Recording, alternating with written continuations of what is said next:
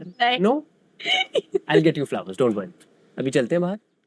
چال باز ڈرامے کی آنے والی ایک ساتھ میں اب آپ لوگ دیکھیں گے کہ آئزہ جتنی لاڈلی تھی سب کی، سب جتنا ٹرسٹ کرتے تھے آئزہ پر اور آئزہ کو اچھا کہتے تھے، اب آئزہ اتنی ہی سب کی نظروں سے گر جائے گی جب اس کی ساری سچائیاں سب کے سامنے آئیں گی، لیکن اس سے پہلے تو یہ اپنا بچہ کھوئے گی. آخر مکافات عمل بھی تو ہونا ہے. جیسے اس نے بھائیوں کو بھائیوں سے جدا کر دیا اور دوسرے رشتوں کو بدگمان کیا، اس طرح اس نے اپنا پیارا رشتہ بھی تو کھونا ہے. تبھی جا کر تو اسے احساس ہوگا کہ جب اپنے پیارے بچھڑتے ہیں تو کیا ہوتا ہے. تب یہ تڑپے گی لیکن کر کچھ نہیں سکے گی، اور اس کے بعد جا کر اسد کے سامنے ساری سچائی کھلے گی. کیونکہ شایان اب ایک تیر سے 3 شکار کر رہا ہے. وہ اتنی آسانی سے نہ تو عشق کو جانے دے گا، نہ اس آئزہ کو، اور نہ ہی انایا کو. سچ تو سب کے سامنے آ کر ہی رہے گا، لیکن یہ سچائی سب کے سامنے آنے کے بعد ایک بار تو سب پر قیامت ٹوٹے گی.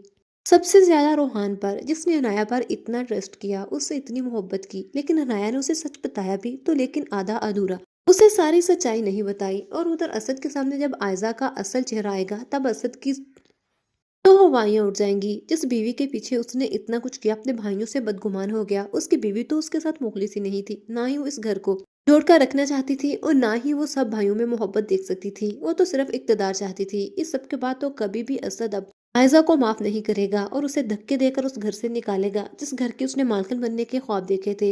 اور آئزہ جیسی عورتوں کے ساتھ پھر ایسا ہی ہوتا ہے، جن کو عزت راس نہیں آتی، محبت راس نہیں آتی. کون کون آئزہ کا برا انجام دیکھنا چاہتا ہے کمنٹ سیکشن میں لازمی بتائیے، اور مزید ڈراماز اپڈیٹ کے لیے چینل کو لازمی سبسکرائب کر لیجیے گا.